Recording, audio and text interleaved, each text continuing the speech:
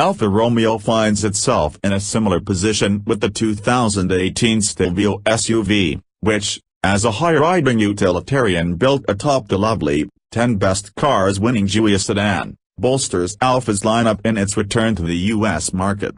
While the Stelvio also illustrates that adding utility to a performance brand's DNA can sometimes dash our expectations, the end result is a refreshingly satisfying SUV to behold. The existence of the Stelvio was initially a bit of a letdown, what with Alfa Romeo having teased us prior to its debut with the possibility of building a ground-hugging wagon version of the Giulia. Sexy, low-slung, and theoretically imbued with the same delicate tactility that makes Alfa's four-door one of our favorite new cars, a prospective Giulia wagon had us weak in the knees. But the reality is that a wagon would have been a non-starter for a re-emerging brand in today's market. Against the shockwave of the industry's crossover boom, the two-box Giulia didn't stand a chance.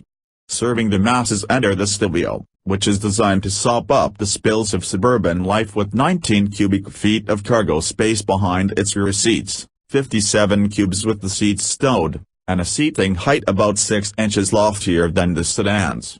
While we've yet to sample the 505 horsepower Stelvio Quadrifoglio, a version that currently holds the lap record for crossovers around the Nürburgring, we have now tested the mainstream, Turbo 4 model.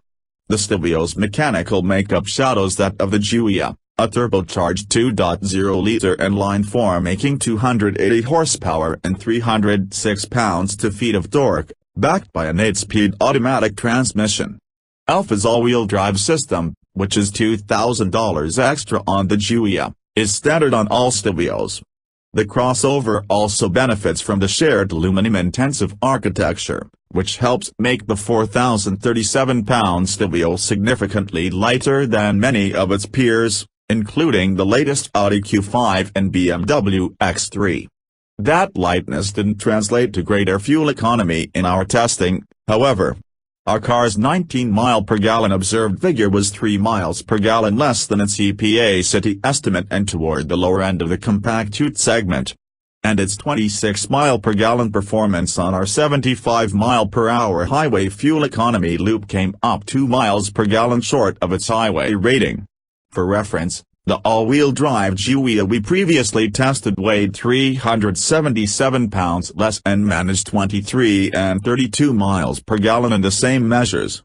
The Stelvio also presents well at the curb, its iconic triangular grille and shapely visage greeting passers-by with class and sophistication. That one can sometimes mistake this Italian siren for a workaday Mazda CX-5 from the rear is a byproduct of its commodity status as a crossover. But make no mistake about this ute's handsomeness on the road, particularly with its sloping rear glass and big wheels that accentuate its hunker-down stance. The SUV form also affords the Stelvio 8.1 inches of ground clearance and the ability to tow 3,000 pounds with an optional $450 trailer hitch.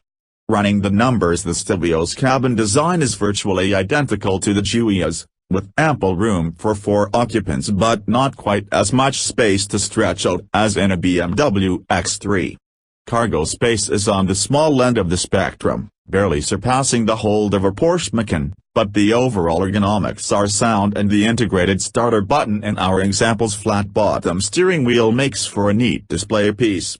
However, the aluminum trim in our T-Sport test car only somewhat brightened the darkness of its black confines. Warmer wood finishes are standard in other versions, and the Stelvio's trappings in general can seem only mediocre at its $43,190 starting price.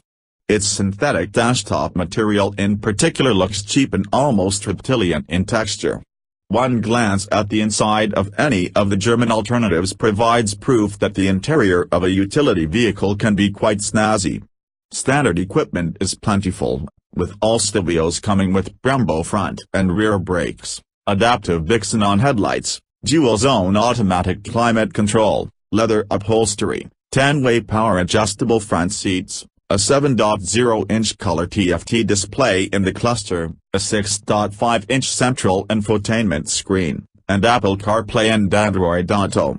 In addition to the T-Sport package, Our example also tacked on the $1,500 Driver Assist Dynamic Plus package, adaptive cruise control with stop and go, forward collision warning, automated emergency braking, lane departure warning, and automatic high beams. The $650 Driver Assistance Static Package, blind spot monitoring, rear cross traffic alert, and auto-dimming exterior mirrors, and the $200 Convenience Package, a tie-down rail system in the cargo area and a 115-volt AC power outlet.